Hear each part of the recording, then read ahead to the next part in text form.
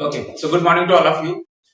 हम लोगों ने रेशियो ऑफ प्रोपोर्शन स्टार्ट कर दिया था, ठीक है। और रेशियो ऑफ प्रोपोर्शन की फर्स्ट इंट्रोडक्टरी क्लास आपको चैनल में मिल जाएगी, ठीक है। चैनल का नाम edubexperts@त्रिवेदी है, जिसमें आपने वीडियो देखी हुई है, इसी चैनल पे आपको फर्स्ट लेक्चर मिल जाएगा। उस फर्स्ट लेक्चर में आपको रेशियो ऑफ प्रोपोर्शन यानी कि अनुपात और समानुपात के बारे में जो इंट्रोडक्टरी क्लास है वो आपको पूरी कंप्लीट समझ में आ जाएगी। वर्ड्स के नाम समझ में आ जाएंगे और क्या किन चीजों को कैसे बोलते हैं और क्या चीज होती है, एंटीसीडेंट क्या होते हैं, कॉन्सिक्वेंस क्या होते हैं, इन सब चीजों के बारे में भी समझ में आ जाएगा। जो चीजें वहां पे मिस हुई हैं वो आज की क्लास में कंप्लीट हो जाएंगी। और आज बने रहिए साथ में। आज हम लोग चलने वाले हैं नेक्स्ट रेशियो ऑफ प्रोपोर्शन की नेक्स्ट क्लास में। बहुत इंपॉर्टेंट चैप्टर में से एक है। हालांकि डायरेक्ट क्वेश्चन आए ना आए रेशियो ऑफ प्रोपोर्शन के, लेकिन ये रहेगा कि अगर आप टाइम एंड वर्क कर रहे हैं, मिक्सचर एलिगेशन कर रहे हैं, तो उसमें रेशियो ऑफ प्रोपोर्शन की जो ट्रिक्स रहती हैं तो बहुत अच्छे से आपको यूज करना आ जाएगा इस चैप्टर के माध्यम से, ठीक है। तो चलते हैं आगे हम लोग। और अगर आपको किसी भी तरह के कॉम्पिटिटिव एग्जाम्स के जो मैथमेटिक्स के बेस पे हो, क्वांटिटेटिव या एडवांस मैथमेटिक्स के बेस पे, चाहे एनडीए हो, सीडीएस हो, एफटेट हो, एसएससी की कोई भी एग्जाम हो, रेलवे या बैंक किसी के भी एग्जाम हो, आपको सीक्वेंस वाइज लेक्चर चाहिए तो आप इस चैनल को सब्सक्राइब कर लीजिए और आपको सीक्वेंस वाइज लेक्चर्स प्लेलिस्ट के माध्यम से मिलते रहेंगे हर एक चीज के, ठीक है। चलते हैं आगे। लोग आज देखते हैं रेशियो ऑफ प्रोपोर्शन का सेकंड लेक्चर है और इसमें हम लोग इंट्रोडक्टरी क्लास के आगे आज थोड़ी सी ट्रिक्स कॉन्सेप्ट समझने वाले हैं और जो चीजें पिछली क्लास में थोड़ी सी बाकी रह गई थी वो भी चीजें समझने वाले हैं। जैसे कि पिछली क्लास में सबसे पहली चीज ये बाकी रह गई थी, कुछ कॉन्सेप्ट हैं रेशियो के।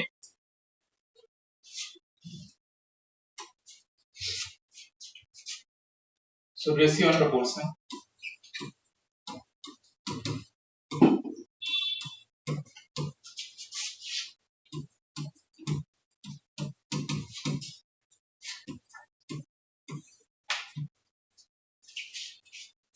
अब रेशियो ऑफ प्रोपोर्शन में हम लोगों ने उस दिन पढ़ लिया था कि रेशियो किन चीजों को बोलते हैं या रेशियो कैसे तैयार होते हैं। मैंने आपको बताया था कि सेम काइंड ऑफ क्वांटिटीज के बीच ही रेशियो तैयार हो सकता है, डिफरेंट काइंड ऑफ क्वांटिटीज के बीच में रेशियो तैयार नहीं हो सकता। मतलब बस सेम राशियां होनी चाहिए। अगर आपको लीटर से किलोग्राम को मेजर करना है या लीटर से मतलब किलोमीटर को मेजर करना है या उसका रेशियो तैयार करना है, उसको कंपेयर करना है, तो ऐसा नहीं पॉसिबल है। हमेशा समान राशियां होनी चाहिए, समान तरह की राशियां होनी चाहिए कि आप लीटर से दर्जन को मेजर नहीं कर सकते या कंपेयर नहीं कर सकते। समझ रहे हो आप? ठीक है कि आप एक दर्जन केले को एक लीटर से कंपेयर कर रहे हो, ऐसा कुछ नहीं, पॉसिबल नहीं है, क्योंकि वो अलग अलग क्वांटिटी है, ठीक है। सभी चीजों को मेजर करने की क्वांटिटीज अलग अलग होती हैं, राशियां अलग अलग होती हैं। आप नंबर्स को नंबर से रेशियो तैयार कर सकते हो, लेकिन जरूरी नहीं कि किसी भी एक सिंगलेटेड नंबर का आप लीटर से या फिर किसी किलोग्राम से या किसी दूसरी अन्य राशियों से या किसी भी अदर क्वांटिटीज से रेशियो तैयार करो। ऐसा पॉसिबल नहीं है, क्योंकि हम कंपैरिजन करते हैं। मैंने आपको पिछली क्लास में बताया हुआ कंपैरिजन करते हैं। तो ratio is the comparison between two quantities, two और मोर देन टू क्वांटिटीज, ठीक है। कि रेशियो जो होता है वो कंपैरिजन होता है, कंपेयर किया जाता है दो राशियों को, दो क्वांटिटीज को एक दूसरे से कंपेयर किया जाता है, या दो से ज्यादा भी राशियों को कंपेयर किया जा सकता है, ठीक है, क्वांटिटीज को कंपेयर किया जा सकता है। बात रही प्रोपोर्शन की, तो प्रोपोर्शन के बारे में मैंने आपको बता दिया था कि प्रोपोर्शन दो अलग अलग रेशियोज का कंपैरिजन है, ठीक है। दो अलग अलग रेशियोज का कंपैरिजन है जो प्रोपोर्शन रहता है। तो यही अंतर है। रेशियो जो है वो क्या है, वो क्वांटिटीज का कंपैरिजन है, दो सेम काइंड ऑफ क्वांटिटीज या दो से ज्यादा सेम काइंड ऑफ क्वांटिटीज का कंपैरिजन है। लेकिन प्रोपोर्शन क्या है, वो रेशियोज का ही कंपैरिजन है, दो या दो से ज्यादा अधिक रेशियोज का कंपैरिजन प्रोपोर्शन कहलाता है, ठीक है। इतनी सारी चीजें हम लोगों ने सीख ली थी। सब जो हमारे सब डुप्लीकेट रेशियोज होते हैं, मतलब द्वितीयक तृतीयक रेशियोज जो होते हैं, सह-तृतीयक रेशियोज जो होते हैं, अनुपात जो होते हैं, इन सब के बारे में हम लोगों ने कल सीख लिया था। जो चीज उसमें बाकी रह गई थी, जैसे कंपाउंड रेशियो है, यानी कि जो कंपाउंड अनुपात होता है, ठीक है, उन सब चीजों के बारे में हम लोग आज थोड़ा सा और समझ लेते हैं, देन फिर हम इनके कॉन्सेप्ट में आगे बढ़ जाएंगे, ठीक है। चलिए, पहला कॉन्सेप्ट जो है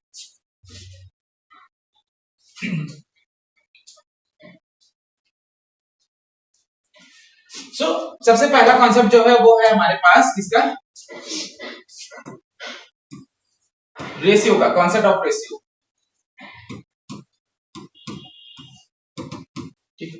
क्या कॉन्सेप्ट है, कह रहा है कि अगर ए रेशियो बी लिखा हुआ है कुछ ऐसे, ठीक है, इसको बोला क्या जाता है ये भी मैंने आपको बताया था। इसको अगर इंग्लिश के बारे में बात करें, ठीक है, तो इसको बोला जाता है A is to B, ठीक है, A is to बी। ठीक है, इंग्लिश के बारे में बात कर रहा हूं तो इस हिसाब से बोला जाता है। अगर हिंदी में बात करें तो ए अनुपात बी, वही सिंपल सी चीज बोली जाती है, तो उसी तरह से आप बोल सकते हो। ठीक है, और इसको लिखा कैसे जाएगा, ए बाई बी। ठीक है, देखो मुझे बोलने बोलने के बताने का तरीका, क्यों मैं बोल के बता रहा हूँ, सिखा रहा हूँ, क्या हम सब बच्चे थोड़ी ना है, लेकिन बोल के बताने का तरीका, बताने का मतलब ये है, ठीक है, इसका एम ये है कि आपको बोल के इसलिए समझाया जा रहा है क्योंकि क्वेश्चंस कभी इस टाइप से घूम गया, क्वेश्चन में इस तरह की वर्डिंग यूज करने लग गए कि ए इज टू बी, रेशियो नहीं दिया हुआ है। ठीक है, तब क्या आप उस समय इतने प्रेशर के साथ दिमाग चला पाओगे, या फिर आपने कभी नहीं सुना होगा, मान लिया कि आपने कुछ इस टाइप की चीजें नहीं सुनी हुई हैं, तो आप शायद उस चीज को ना डील कर पाओ। ठीक है, इस वजह से मैं आपको हर एक तरह की डीलिंग समझाता हूँ, इसलिए मैं बोलना भी सिखा रहा हूँ कि ए इज टू बी बोला जाता है। ठीक है, उसी तरह से मैंने प्रपोर्शन को भी किस तरह से बोला जाता है, किस तरह से वर्डिंग की जाती है उसकी, वो भी बताई हुई है, क्योंकि क्वेश्चन तो आपको वर्डिंग के साथ आएगा ना, ऐसा तो होगा नहीं ए रेशियो बी और इसको टू सी रेशियो डी करके आंसर दे दिया हो गया होगा, ऐसा तो होगा नहीं। ठीक है, तो इसमें क्या है, इसमें एक और वर्डिंग आती है, उस चीज को जरा समझने की कोशिश करना। जो ये ए होता है, ये जो ए होता है, इसको हम लोग बोलते हैं एंटीसीडेंट।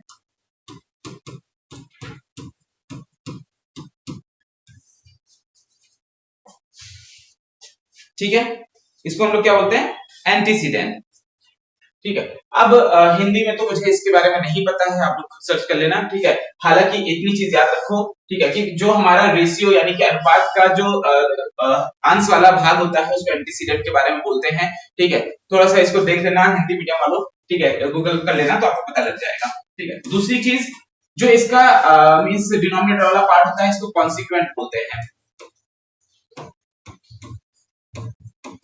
इसको क्या बोलते हैं, कॉन्सिक्वेंट बोलते हैं। ठीक है, तो एंटीसीडेंट और कॉन्सिक्वेंट आप याद रखना, हिंदी में ढूंढने के लिए आप गूगल कर लेना, एक बार पता लग जाएगा आपको। प्रथम पद या द्वितीय पद करके जो भी बोला जाता है वो आपको पता लग जाएगा। तो ये याद रखना है आपको कि जो इसका अंश वाला पार्ट है उसको एंटीसीडेंट और हर वाला पार्ट कॉन्सिक्वेंट बोला जाता है। अगर इस तरह की वर्डिंग यूज कर रहा है क्वेश्चन में तो आपको कंफ्यूज नहीं होना है, क्या एंटीसीडेंट है क्या कॉन्सिक्वेंट है, समझ आई बात क्या, इस वजह से मैंने ये बताया आपको। सेकंड थिंग इज, इसके बाद फिर दूसरा कॉन्सेप्ट जो है हमारा प्रपोर्शन का। ठीक है, प्रपोर्शन का क्या कॉन्सेप्ट रहता है, जरा उसके बारे में बात कर लेते हैं। ये तो हमारा रेशियो का कॉन्सेप्ट था, थोड़ा सा बचा हुआ था जो। ठीक है, दूसरा कॉन्सेप्ट है हमारे पास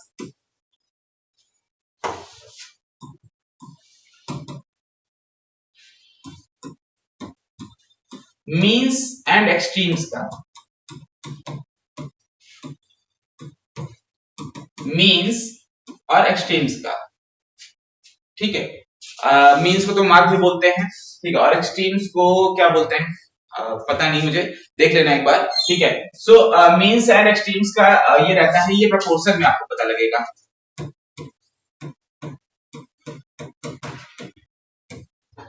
जब प्रपोर्शंस तैयार होते हैं तब मीन्स और एक्सट्रीम्स मिलते हैं आपको। ठीक है, सो मीन्स और एक्सट्रीम्स के बारे में बात कर लेते हैं।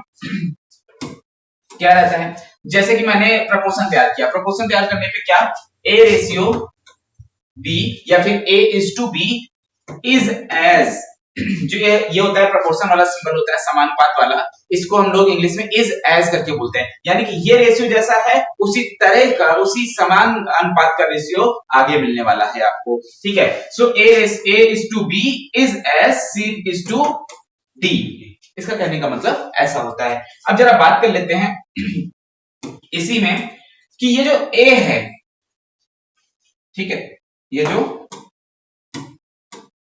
ए वाला पार्ट है और ये जो डी वाला पार्ट है, ठीक है, इन दोनों को कहा जाता है एक्सट्रीम्स। इन दोनों को क्या कहा जाता है, एक्सट्रीम्स कहा जाता है। ठीक है, अब ये दोनों एक्सट्रीम्स है और ये दोनों जो बीच वाले पार्ट हैं इनको क्या बोला जाता है, इनको बोला जाता है आपका, ये दोनों पार्ट है मीन्स। ठीक है, ये दोनों पार्ट हैं मीन्स। तो क्या करता है कभी कभी क्वेश्चन इतना ज्यादा घुमा देता है, वो बोलेगा एक्सट्रीम्स और मीन्स के बारे में बोल देगा आपको। ठीक है, कि एक्सट्रीम्स और मीन्स, इसके बारे ये बोल करके आपको क्वेश्चन देगा और बोलेगा कि अब इसके बाद एक कंडीशन है, इसको सॉल्व करके बताओ।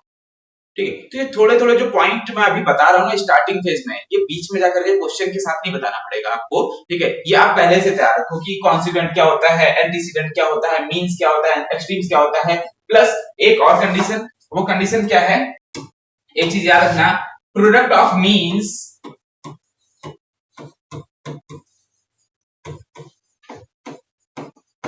Is equal to product of extremes.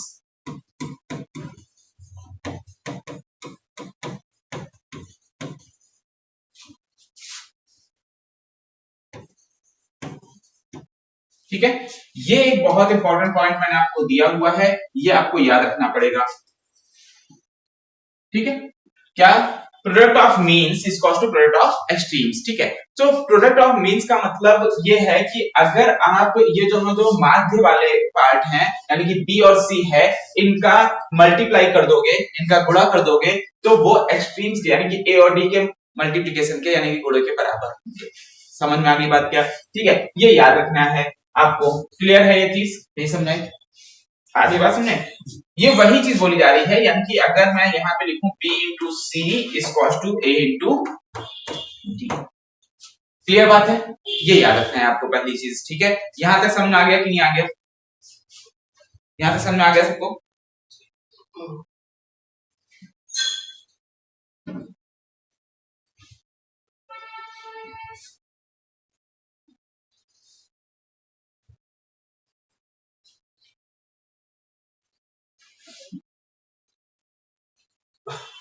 ठीक है, नेक्स्ट कॉन्सेप्ट में चले। ठीक है, यहां तक आपको समझ आ गया। मैंने यहाँ पे दो तीन कॉन्सेप्ट एक साथ बता दिए हैं। ठीक है, पहला कॉन्सेप्ट जो था वो आपको याद रहना चाहिए। ठीक है, रेशियो प्रोपोर्शन का पहला कॉन्सेप्ट जो रेशियो का था, ठीक, इसको क्या बोलते हैं? एंटीसीडेंट बोलते हैं, इसको कॉन्स्टिट्यूएंट बोलते हैं।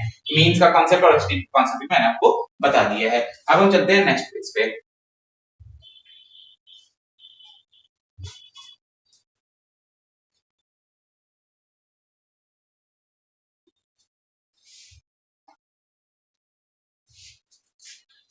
नेक्स्ट पेज पे क्या है? देखो, अभी तक हम लोगों ने ये समझा कि क्या किसको क्या बोलते हैं। अभी यहाँ पे एक कॉन्सेप्ट इसी के साथ और बता देता हूँ कि अगर आप एक्सट्रीम्स में या मीन्स में या फिर किसी भी चीज में पहले रेशियो में कुछ मल्टीप्लिकेशन भी कर सकते हो। ये मैंने पहली वीडियो में क्लियर कर दिया है कि आप किसी एक नंबर का रेशियो में मल्टीप्लाई कर दो, कोई प्रॉब्लम नहीं है। कहने का क्या मतलब है? कहने का सिर्फ इतना सा ही मतलब है कि अगर मेरे पास कोई भी एक रेशियो दिया गया है, लाइक मेरे पास एक रेशियो है ए रेशियो बी। ठीक है, अब मेरे पास कोई एक नंबर है जिससे इन दोनों रेशियो को मेरे को मल्टीप्लिकेशन करना है। कोई भी एक नंबर है जिसको मेरे को सी से मल्टीप्लाई करना है, तो ये चीज सही है, इसमें कुछ गलती नहीं। ठीक है, किसी एक नंबर से आप मल्टीप्लाई कर सकते हो उन दोनों रेशियोज और डिवाइड भी कर सकते हो। ठीक है, तो किसी एक, अगर आपका कोई भी एक नंबर है जिससे आप इसमें मल्टीप्लाई करना चाहते हैं दोनों रेशियोज में, हो सकता है कि क्वेश्चन की कोई ऐसी कंडीशन फंस रही हो जिसमें मल्टीप्लिकेशन करना जरूरी है, तो आप कर सकते हो, बहुत आराम से कर सकते हो इसका multiplication a into C ratio c into B. ये वही बात हो गई कि मैं अगर आपसे बोल रहा हूं कि a बाई बी लिखा हुआ है और इसमें आप c का मल्टीप्लाई करना चाहते हो, तो क्या इसमें कोई प्रॉब्लम है? तो प्रॉब्लम तो है नहीं। ठीक है, तो ये वही बात है। क्लियर बात है? और डिवाइड भी कर सकते हो, कोई प्रॉब्लम नहीं, लेकिन हाँ नंबर सेम होना चाहिए। ये नहीं कि ऊपर आपने 3 से डिवाइड कर दिया, नीचे 4 से मल्टीप्लाई कर दिया या कुछ ऐसा कर दिया, तो गलत हो जाएगा क्वेश्चन। ऊपर अलग नंबर से मल्टीप्लिकेशन है, नीचे अलग नंबर से मल्टीप्लिकेशन है, तो गलत है। लेकिन सेम नंबर से मल्टीप्लाई या डिवाइड आराम से किया जा सकता है। ठीक है, तो ये भी कंडीशन याद रखना। ठीक है, अभी कंपोनेंटो डिविडेंडो वगैरह तो मैं सिखाऊंगा ही आपको। ठीक है, इन्वर्टेंडो वगैरह सब चीज समझाऊंगा, इसको क्या मतलब होता है, कैसे क्या होता है, वो सब चीज समझाऊंगा, लेकिन कुछ चीजें जो आपकी बेसिक हैं वो पार्ट समझते चलो। ठीक है, नेक्स्ट आ जाते हैं हम लोग नेक्स्ट वाले पार्ट में, और वो पार्ट क्या है? अब आगे जो हम लोग जानने की कोशिश कर रहे हैं वहां पे स्टार्ट हो जाते हैं कॉन्सेप्ट। ठीक है, अब आपके कॉन्सेप्ट और ट्रिक्स स्टार्ट होना है। ट्रिक्स तो अभी नहीं, ट्रिक्स तो अभी हम लोग 4-5 ट्रिक्स लास्ट में करेंगे, मतलब तो मेरे ख्याल से कल के लेक्चर में करने वाले, पर कॉन्सेप्ट जरूरी है। पहले अगर आपका बेस मजबूत नहीं होगा, ट्रिक्स लेकर के आप कुछ नहीं कर सकते पेपर में, ये मेरी गारंटी है। ठीक है, याद रखना कि सबसे पहले शॉर्टकट की तरफ मत भागो, पहले ये तो समझो होता क्या है। मैं बच्चों जैसा अनुपात करके क्या बोला जाता है, ये क्या है, ये क्यों समझा रहा हूँ। मैं भी चाहता कि भाई सीजीएल के क्वेश्चन, हाँ अच्छे अच्छे क्वेश्चन लगा कर दिखा देता आप लोगों को, अंडर डिजिट, लेकिन वो तो मुझे आते हैं ना क्वेश्चन, वो तो मुझे आते होंगे ना क्वेश्चन, आपको थोड़ी ना आते होंगे। सो मेरा टारगेट कभी भी ऐसा नहीं है कि मैं क्वेश्चन लगाऊं, मेरा टारगेट ये है कि जब मैं आपको पढ़ा रहा हूं तो आपका आंसर मेरे से पहले आ जाना चाहिए। ठीक है।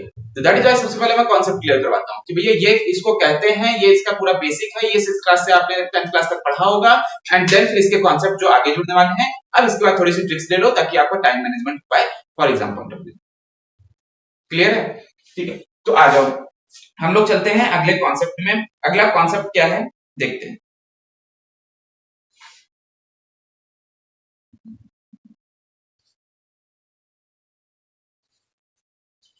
चलो एक कॉन्सेप्ट और आ रहा है, ठीक है। जरा इस कॉन्सेप्ट में, ये कॉन्सेप्ट जो है हो सकता है आप लोगों को बहुत अच्छे से पता हो, ऐसी बात नहीं है, मैं सबको बोल रहा हूँ। हो सकता है कि ये जितने भी कॉन्सेप्ट मैं समझा रहा हूँ ये काफी ज्यादा आपको पता है, क्योंकि रेशियो प्रोपोर्शन बहुत बेसिक कॉन्सेप्ट, बेसिक टॉपिक है, ठीक है। बट ये कॉन्सेप्ट मैं एक बार आपको सारा रिवीजन में डाल दे रहा हूँ, जिनको पता है उनका रिवीजन हो जाएगा, जिनको नहीं पता है उनको पता लग जाएगा ये सारे कॉन्सेप्ट क्या है।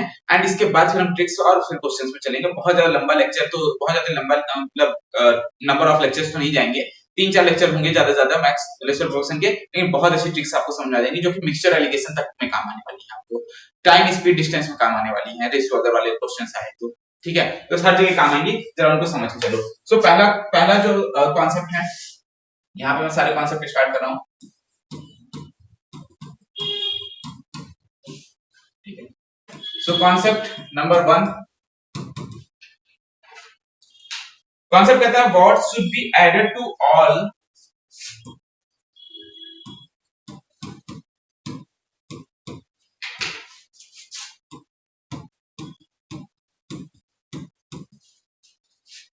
What should be added to all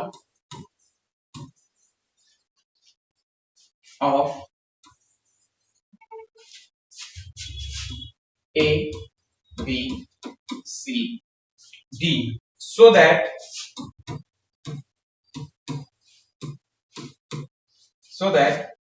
these become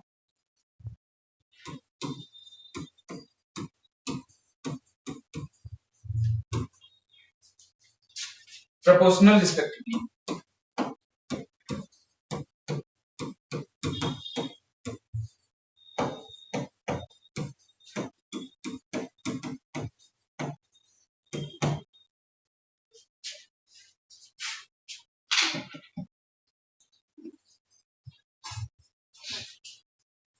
Hindi medium वाले जिनको मींस इंग्लिश में थोड़ी सी प्रॉब्लम होती है या फिर वो हिंदी में पढ़ना चाहते हैं, दोनों अलग अलग बातें हैं, जरा समझ के चलो। What should be added to all of A B C D, मतलब कहने का मतलब है हम सभी जितने भी हमारे पास ए बी सी डी ये 4 अगर नंबर्स हैं, इनमें क्या ऐड किया जाए। कभी कभी इस तरह का क्वेश्चन आता है, जरा समझ के ना। मैं अभी कॉन्सेप्ट बता रहा हूँ, बहुत इजी कॉन्सेप्ट है, कॉन्सेप्ट बहुत इजी है। कॉन्सेप्ट में ऐसा कोई भी इतना बड़ा कोई क्वेश्चन नहीं लग रही है, बहुत इजी कॉन्सेप्ट है। बट जब क्वेश्चन में आता है, ठीक है, तो क्वेश्चन में तो जरूरी नहीं है सिर्फ यही कॉन्सेप्ट आएगा, उसमें और भी कंडीशन जोड़ी होती हैं, तो उस कंडीशन में काम आने वाला है। तो कह रहा है कि what should be added to all A B C D, A B C D में क्या ऐड कर दिया जाए कि ऐड करने के बाद वो प्रोपोर्शनल में बदल जाए। प्रोपोर्शन में बदलने का मतलब क्या है? समानुपात में बदल जाए। समानुपात मतलब समान अनुपात, समानुपात मतलब समान अनुपात, ठीक है। कि भैया अगर आप ए बी का अनुपात ले रहे हो और सी और डी का अनुपात ले रहे हो, ठीक है, तो ये समान अनुपातों में बदल जाए, उसको तो समान अनुपात बोलते हैं। भाई संधि विच्छेद करो, अगर संधि विच्छेद हिंदी किसी ने पढ़ी होगी, संधि विच्छेद तो आता ही होगा, ठीक है। समान अनुपात का मतलब समान अनुपात होता है, ठीक है, मतलब दो अनुपात जो समान हो गए एक दूसरे के। तो ऐसा क्या ऐड कर दिया जाए, कभी भी इस तरह का कोई क्वेश्चन आता है, ठीक है, तो याद क्या रखना है, इस तरह के क्वेश्चन की जो ट्रिक रहती है वो ये रहता है कि पहले आप प्रोपोर्शन लिखो, ठीक है, और इसको अगर आपको ये मान लिया कि दोनों अलग अलग टाइप के अनुपात हैं, ये समान अनुपात नहीं थे, ठीक है, तो आप कोई भी एक ऐसा नंबर ले लो, कोई भी एक ऐसा नंबर ले लो, आपको जो लेट करना है लेट कर लो। जैसे कि मैं लेट कर लेता हूं, आप टी लेट कर लो, मैं के लेट कर ले रहा हूं, कुछ भी लेट कर लो, मैं के लेट कर लेता हूं, और इन सब जगहों पे आप के ऐड कर दो, बट ऐड एक ही नंबर से करना है आपको, ठीक है। ऐड क्या करना है? एक ही नंबर करना है आपको, ठीक है, और क्या कर देना है, यहां पे बना देना है समानुपात, और ये हो गया आपका तैयार।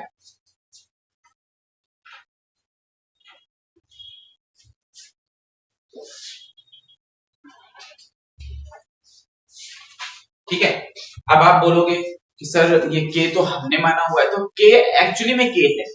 के एक्चुअली के का मतलब ये होता है कि के एक्चुअली में हमने मान लिया है, इस के की वैल्यू निकालनी पड़ेगी। कैसे निकालनी पड़ेगी? समानुपात को सॉल्व करके। ठीक है, इस समानुपात को सॉल्व करके इसको इक्वल का साइन देकर के क्रॉस मल्टीप्लाई करके इस के की वैल्यू निकाल के फिर पुट करना पड़ेगा उसमें। तो डायरेक्टली जो आपका आंसर आएगा जिससे वो रेशियोस तैयार होंगे वो क्या हो जाएंगे? इक्वल बन जाएंगे, समानुपात बन जाएंगे। नई बात समझ आई? ठीक है। सो के जो है यहाँ पे जैसे ए बी सी डी कुछ नंबर्स होंगे, के आपका एक्चुअली में के ही रहेगा। के मतलब उसकी वो वेरिएबल में ही रहने वाला है, वो चर राशि में ही रहेगा। समझ में आई बात क्या? तब उस के की वैल्यू निकलेगी एंड देन फिर यहाँ पे पुट होगा जाकर। क्लियर है?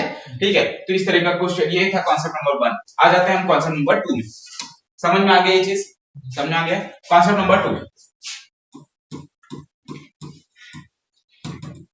क्या है? कॉन्सेप्ट नंबर 2, कॉन्सेप्ट नंबर 2 क्या कहता है, जरा इसको बहुत ध्यान से समझना। अब क्वेश्चन के कॉन्सेप्ट स्टार्ट हो रहे हैं। अभी तक जो कॉन्सेप्ट थे वो तो आपको सिर्फ आपके माइंड को बिल्ड करने के लिए थे। अब क्वेश्चन के स्टार्ट हो रहे हैं, जरा समझना।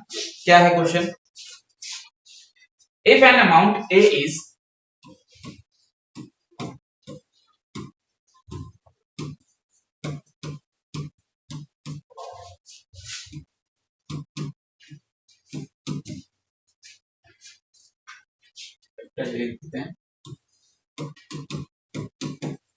if an amount A is to be divided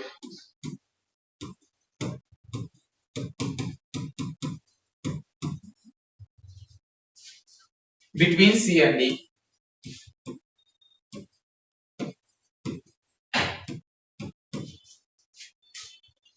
if an amount A is divided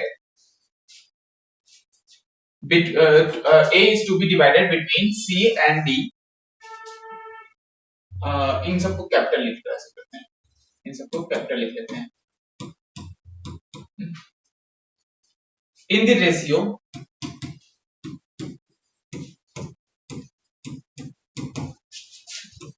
P ratio Q, then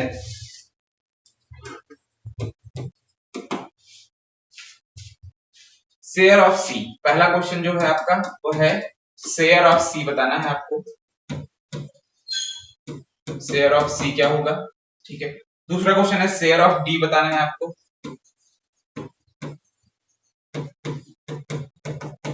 ठीक है। तीसरा difference of share of C and D.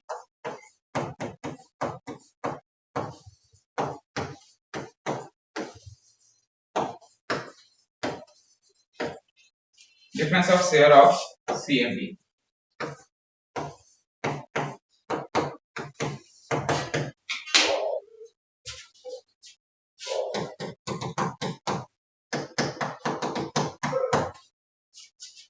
ठीक है।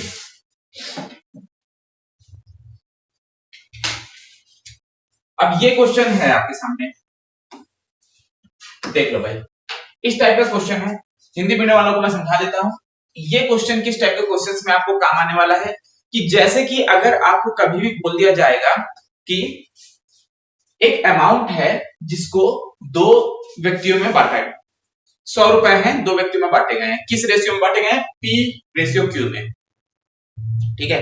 तो एक अमाउंट है, यानी कि एक अमाउंट होगा, कुछ भी मूल्य होगा, ठीक है, और उसको दो व्यक्तियों में डिवाइड कर दिया गया, बांट दिया गया है। ठीक है। अब बोला जा रहा है कि किस रेशियो में बांटा गया? किसी एक को मान लिया कि 80% मिला 100 का, तो 80 रुपए मिल गए, और 100 का 20% मिला तो 20 रुपए मिले, तो उसी वही रेशियो दिया गया। समझा गई बात क्या? वही अनुपात दिया गया। अब पूछा जा रहा है डायरेक्टली, इस तरह के क्वेश्चन आपने देखे भी होंगे। ठीक है। तो मैं कह रहा हूं कि डायरेक्टली आप उसको x मानोगे, ये करोगे, वो करोगे, सच डायरेक्टली फॉर्मूला लगा देना। लेकिन नहीं, ये डायरेक्ट फॉर्मूला लगा दो, आंसर आएगा, खत्म करो। ज्यादा समय क्यों बिताना है? समझ रहे हो आप लोग? ठीक है। तो शेयर ऑफ सी बताना है, मतलब सी को कितना मिला, पहली चीज तो ये बतानी है आपको, सी को कितना मिला ये बताना है, डी को कितना मिला, शेयर ऑफ डी बताना है, उसके बाद फिर इन दोनों के बीच का डिफरेंस क्या रहा वो बताना है। और बाई चांस अगर डिफरेंस डायरेक्ट कुछ आपने बोला कि सी निकाल लिया, डी निकाल लिया, तो डिफरेंस तो ऐसे ही कर देंगे, नंबर्स के साथ डिफरेंस कर देंगे, वो कहने की बात नहीं कर रहा हूं।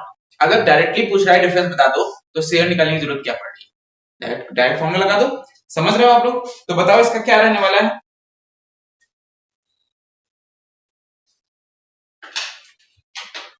हाँ जी, क्या रहने वाला है? कुछ पता है इसका? सो फॉर्मूला देखो, सी को क्या परसेंटेज मिला हुआ है, क्या क्या मींस रेशियो मिला हुआ है, पी का रेशियो। तो पी को ऊपर रखोगे आप लोग, अपॉन पी प्लस क्यू करोगे। यहां तक समझ आया कि नहीं है?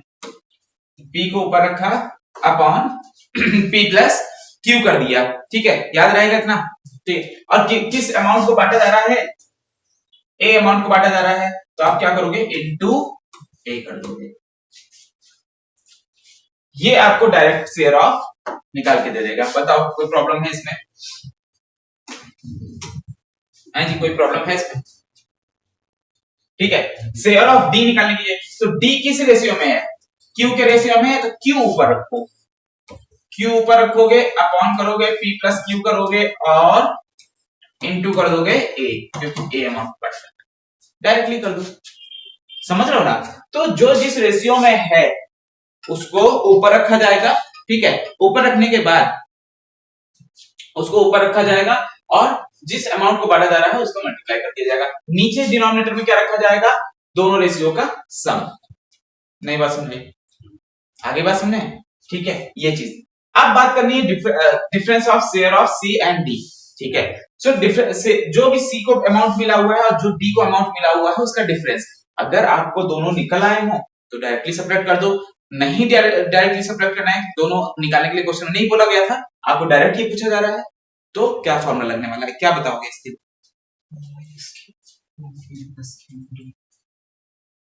P minus Q. अच्छा, और बताओ भाई।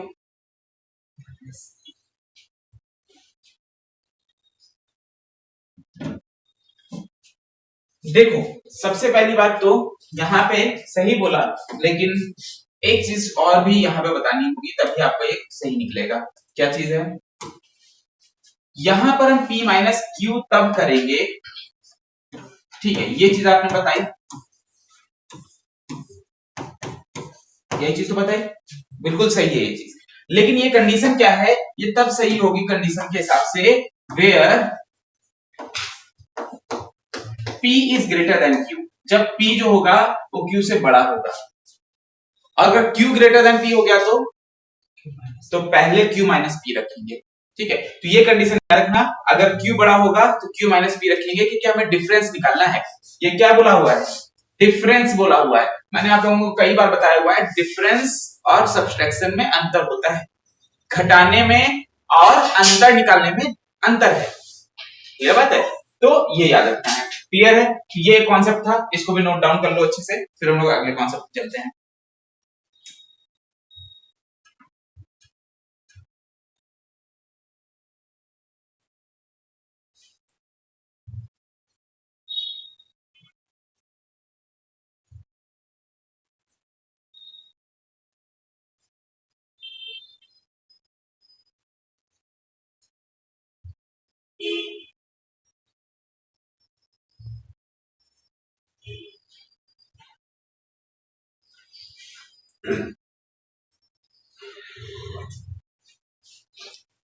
हो गया ये।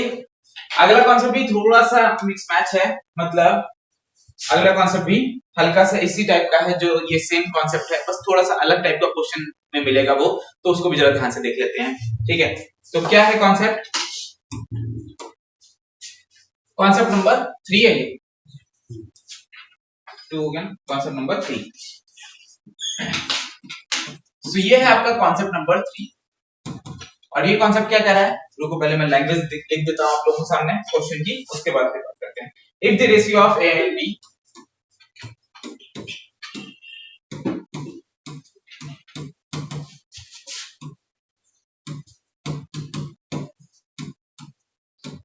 ये जो मैं लिख रहा होता हूं, ठीक है, ये ऐसा नहीं है कि मैं मींस इसलिए लिख रहा होता हूं कि समय खराब हो रहा है, ऐसा मत समझना। समय खराब होना तो फिर तो आप ऐसे भी बैठे होते हो, रील से स्क्रॉल कर रहे होते हो, तो उसमें भी खराब हो रहा होता है, ठीक है।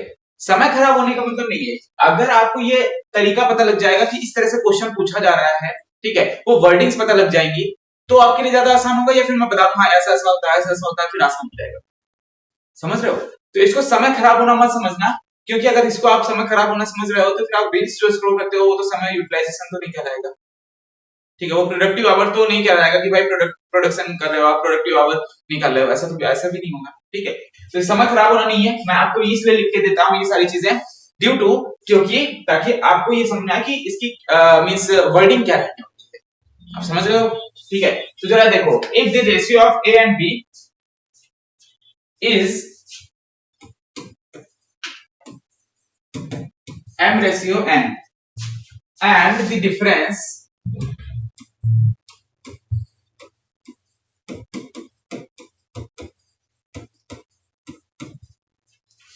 and the difference in their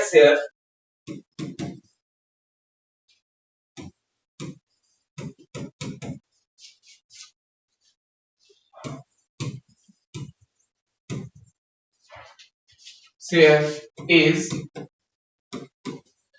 r units,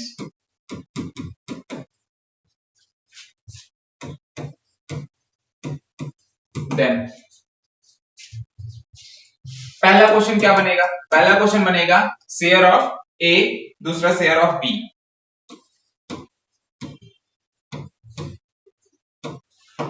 पहला क्वेश्चन होगा शेयर ऑफ ए निकालो, दूसरा क्वेश्चन बनेगा आपका शेयर ऑफ बी निकालो, ठीक है। ये दो क्वेश्चन इस तरह से रहेंगे। एंड थर्ड क्वेश्चन जो बनने वाला है आपका, वो क्या बनता है इस तरह के, उसमें share of A and B with some,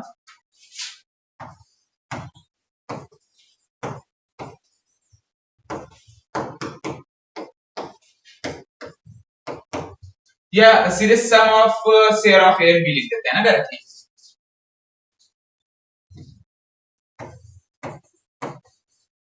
some of share of A and B. So ये तीन क्वेश्चन है आप लोगों के सामने इस कॉन्सेप्ट के। जरा इन तीनों के बारे में बताओ क्या रहने वाला है, कौन बताएगा?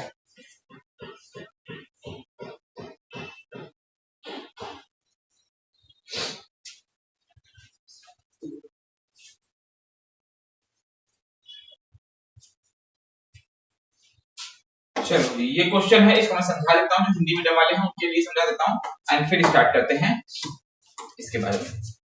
बोल रहा है ये क्वेश्चन कुछ इस टाइप से था कि दो चीजों का रेशियो दिया गया था, दो जैसे ए और बी हैं, दो चीजें हैं या दो राशियां हैं, इनका जो अनुपात दिया गया है, ए और बी का जो अनुपात है वो m अनुपात n है।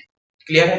इसके बाद बोल रहा है कि उनका जो डिफरेंस है देयर, उनके शेयर्स का, जो मान लिया कि कोई अमाउंट होगा, उन्होंने शेयर किया होगा एक दूसरे से, ठीक है, बांटा होगा एक दूसरे में, तो उनका जो बांटने का डिफरेंस आ रहा है, उनके बांटने का जो अंतर आ रहा है, मतलब ए को जितना शेयर मिला और बी को जितना शेयर मिला, उसका जो अंतर है, ठीक है, बराबर शेयर नहीं मिला हुआ है, अंतर है, ठीक है, जो अंतर है वो आर यूनिट है। यहाँ पे देखो क्वेश्चन को पलट दिया, वही सेम टाइप का क्वेश्चन है पिछले टाइप वाला, बस उसमें बांटने के लिए बोला होता है, ठीक, और अंतर पूछ रहा था लास्ट में, इसमें बोला कि अंतर है, अंतर दे दिया गया पहले से रेशियो के साथ, समझ रहे हो आप? ठीक है, तो ये बोला है, कि ratio of A and B m/n है, और उनके जो शेयर्स का जो अंतर है वो r यूनिट्स का अंतर है। r यूनिट्स का मतलब है r का अंतर है, चाहे वो पैसों का अंतर हो, ठीक है, चाहे वो किसी भी प्लॉट्स का अंतर हो या कुछ भी ऐसा कोई भी चीज हो, यूनिट्स इसी वजह लिखा हुआ है, इतनी इकाइयों का अंतर है। अब सेब बांटे गए होंगे तो इतनी सेबों का अंतर है, समझ रहे हो आप? ठीक है, ओके। तो पूछा है शेयर ऑफ ए बताना है आपको, इस तरह के क्वेश्चन में शेयर ऑफ ए यानी कि क्या ए को कितना मिलने वाला है शेयर, वो बताना है, बी को कितना शेयर मिलने वाला है ये बताना है, और इसके बाद सम ऑफ शेयर बताना है। ये तीनों टाइप के क्वेश्चन मैंने एक ही उसमें बता दिए हैं। ये पिछले टाइप का क्वेश्चन है, जरा बता दो कैसे इसका आंसर निकलने वाला है। सो चलो मैं बता देता हूं, अगर आपको नहीं आ रहा है तो याद रखना, ए जितना अनुपात में है उसको ऊपर रखना है, अपान में उन दोनों अनुपातों को क्या करना पड़ेगा बताओ, हैं? बहुत बढ़िया, यहां पर डिफरेंस दिया हुआ है, डिफरेंस करो, ठीक है। यही गलती जो करने वाले थे तुम लोग पिछले वाले क्वेश्चंस की तरह, वो नहीं करना था। क्लियर है?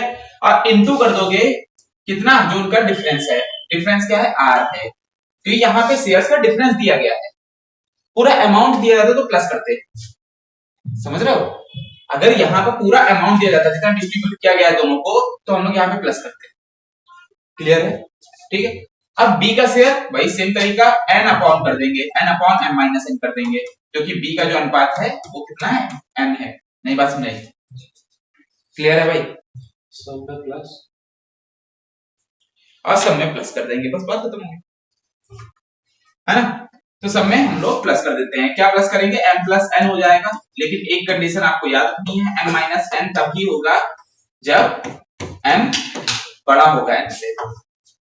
जब वेयर ये तीनों कंडीशन तभी फॉलो होंगी जब m जो है वो ग्रेटर देन होगा n से, तभी कंडीशन फॉलो है। यहाँ माइनस सिंबल नहीं लगना चाहिए, ये डिफरेंस है। क्लियर है? तो माइनस का सिंबल मतलब माइनस आंसर नहीं आना चाहिए, हमेशा प्लस ही में आंसर आना चाहिए। जो पहला है उसको डिफरेंस कर दो। क्लियर है? ये कॉन्सेप्ट भी क्लियर हो गया होगा आप लोगों के सामने। हाँ, एंड बड़ा डिफरेंस निकालना है। डिफरेंस का मतलब होता है अंतर, सब्सट्रैक्शन नहीं करना है। यहाँ पर जो हम लोगों ने 2 माइनस 3 करके माइनस 1 निकालते हैं वो नहीं करना है। 2 डिफरेंस अगर 3 लिखा हुआ है तो 1 ही आएगा आंसर। 2 और 3 के बीच का डिफरेंस क्या है? अंतर क्या है? 1 है, 1 का अंतर।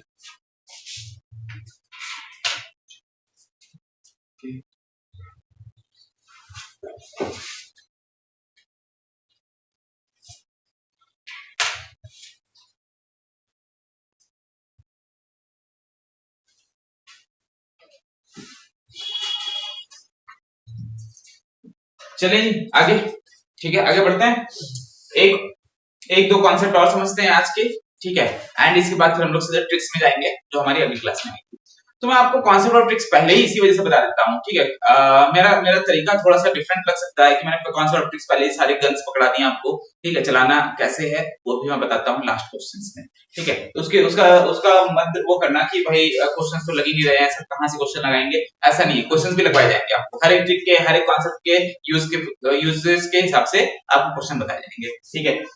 तो चलिए आगे चलते हैं हम लोग। अगला कॉन्सेप्ट जो है कॉन्सेप्ट नंबर 4 में, बहुत इंपॉर्टेंट है।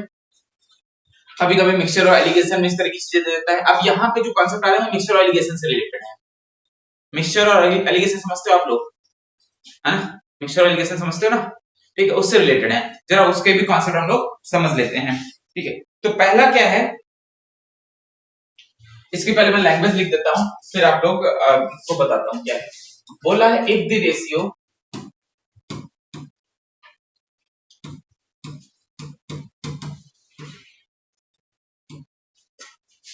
of alligation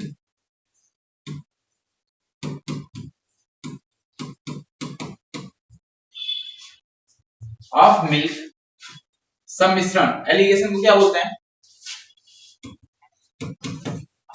कौन बताएगा?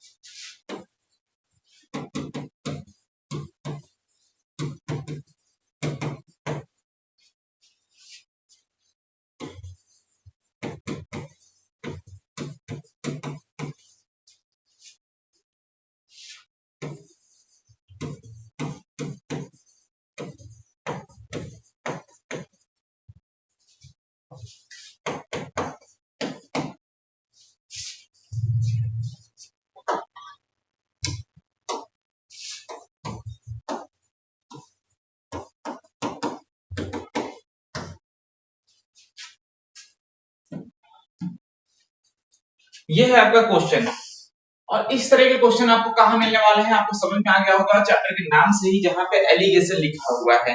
ठीक है, तो इस तरह के जो क्वेश्चंस आपको मिलने वाले हैं ये मिश्रण और सम्मिश्रण वाले चैप्टर में मिलने वाले हैं। ठीक है, यानी कि मिक्सचर और एलिगेशन वाले चैप्टर मिलने वाले हैं। मैं एलिगेशन को सम्मिश्रण बोल देता हूँ। ठीक है, आपको जो बोलना है बोल दो, या आपको गूगल की लैंग्वेज बोलनी है तो उसकी भी लैंग्वेज बोल सकते हो, जैसा भी आपको बोलना है, कोई प्रॉब्लम नहीं है। ठीक है, अब बात ये है क्वेश्चन बोल क्या रहा है, ये मैंने बोला था ना, रेशियो और प्रोपोर्शन मिक्सचर और एलिगेशन में बहुत काम आने वाले। अब जैसे ये क्वेश्चन अगर मिक्सचर और एलिगेशन के उसमें बताता तो मैं क्रिस क्रॉस ट्रिक बताता। ठीक है, क्रिस क्रॉस ट्रिक आपको मिक्सचर और एलिगेशन वाले चैप्टर में मिलेगी। ठीक है, लेकिन अगर क्रिस क्रॉस ट्रिक नहीं यूज करी जा रही है तो फिर कौन सी ट्रिक यूज करी जाएगी, समझ लेते हैं। पहली चीज तो क्वेश्चन समझने की कोशिश करते हैं। कह रहा है कि जो रेशियो है दूध और पानी का, ठीक है, मिल्क और वाटर का जो रेशियो है, क्या बोला, मिल्क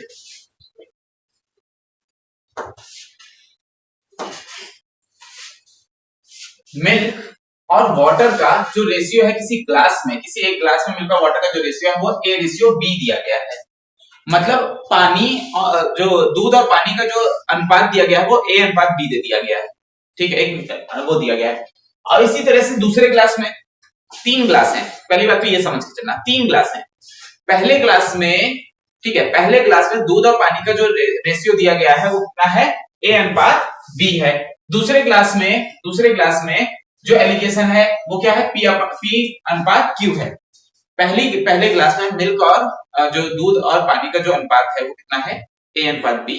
दूसरे ग्लास में दूध और पानी का जो अनुपात है वो P अनुपात Q है। अब इन दोनों ग्लास को उठा के तीसरे ग्लास में डाल दो। समझे क्या बोला मैंने? ठीक है, तो अब इन दोनों ग्लासेस को उठा करके तीसरे ग्लास में डाल दिया गया। अब पूछा जा रहा है कि दोनों ग्लासेस को जब तीसरे ग्लास में डाला गया तो उसमें दूध और पानी का अनुपात क्या होगा। समझे क्वेश्चन?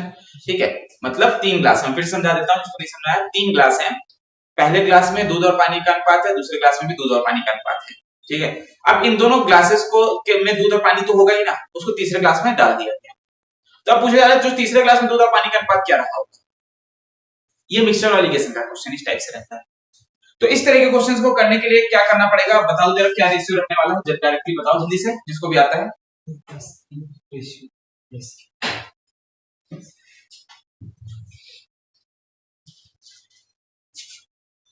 ठीक है सर, आ जाओ जरा देख लेते हैं क्या, कि देखो सबसे पहले वाले ग्लास में जो आपके दूध का रेशियो क्या था, मिल्क रेशियो हमें क्या निकालना है, मिल्क रेशियो वाटर ही तो निकालना है, मिल्क रेशियो वाटर निकालना है। तो पहला वाला जो मिल्क का रेशियो है वो कितना था, A था, A upon A plus B कर दो। नहीं बात समझ, A upon A plus B कर दो, प्लस कर दो, क्योंकि मिलाने का मतलब है ऐड हो गया ना। ठीक है, और दूसरे वाले क्लास में मिल्क का रेशियो क्या था, P था, P upon P plus Q कर दो। ये एक रेशियो तैयार हो गया। अब ये मिल्क का रेशियो बनेगा जाकर के आपके तीसरे ग्लास में। ठीक है, ये मिल्क, इतना मिल्क रहेगा। रेशियो तैयार करो, वाटर का बता दो, वाटर में B था पहले वाले में, B upon A plus B, ठीक है, plus Q upon P plus ये रेशियो तैयार होगा आपका मिल्क और वाटर का। समझ में आया क्या? समझ में आया? ठीक है, चलो बढ़िया, इसको नोट डाउन कर लो।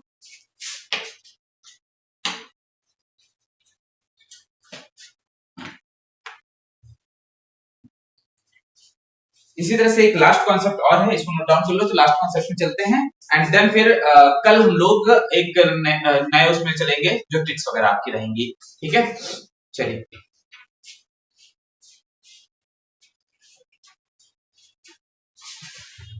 ठीक है, हो गया नोट। तो लास्ट कॉन्सेप्ट क्या है, कॉन्सेप्ट नंबर कौन सा था ये, अब 5 आएगा है ना। सो कॉन्सेप्ट नंबर 5 में हम लोग चल लेते हैं। चलिए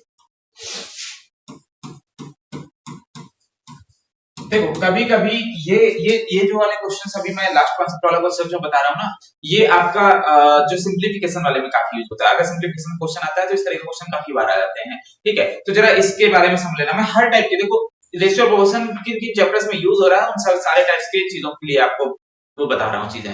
ठीक है ना, ठीक है। तो अभी हम लोग जा रहे हैं किसमें, हम लोग चल रहे हैं बोला क्या गया, if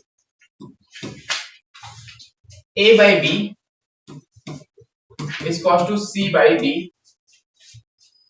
is equals to E by F is equal to dot dot dot then, ठीक है।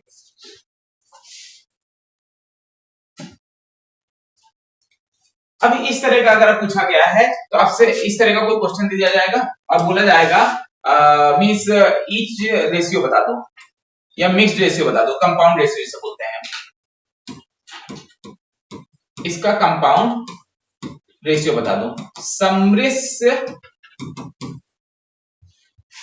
ठीक है, कंपाउंड रेशियो बता दो आपको, सम्मिलित जो अनुपात रहता है, ठीक है, सम्मिलित अनुपात जो रहेगा वो बता दो आपको, ठीक है। तो क्या दिया गया है, a by b is equal to c by d is equal to e by f is equal to dot dot dot, मतलब कितने भी करके चला जाए इस तरह से एबीसीडी पूरी लिख दो, ठीक है। तो आप कैसे तैयार करोगे सम्मिलित अनुपात, कंपाउंड रेशियो कैसे तैयार करने वाले, ठीक है।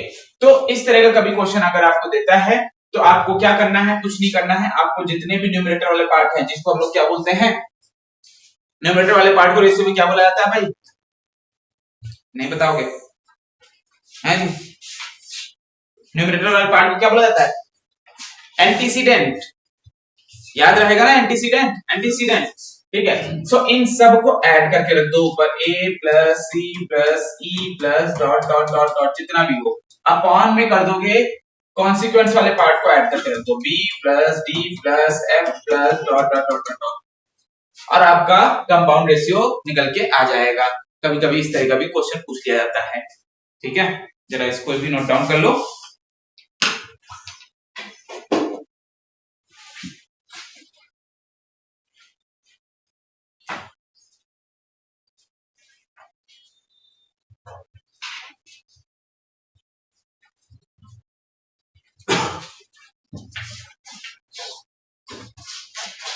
ठीक है, चलिए, तो ये आपके रहे आपके पास हर तरह के, ये आपका फोर्थ कॉन्सेप्ट था, ये आपका थर्ड कॉन्सेप्ट था, ये सेकंड, ये फर्स्ट, एंड ये कुछ चीजें थी जो आपको बेसिक चीजें बताई गई थी, ठीक है। तो होपफुली आज की क्लास आपको समझ में आई होगी, ठीक है। ये सारे तरह के टाइप के कॉन्सेप्ट हैं, जो थोड़ी बहुत पार्ट बचे हुए हैं वो हम कल कर लेंगे, और प्लस हम लोग कल ट्रिक्स भी स्टार्ट करने वाले हैं, प्लस उसके साथ ट्रिक्स के साथ साथ क्वेश्चंस में कैसे अप्लाई किया जाएगा उस तरह के क्वेश्चंस भी स्टार्ट करने वाले हैं, ठीक है।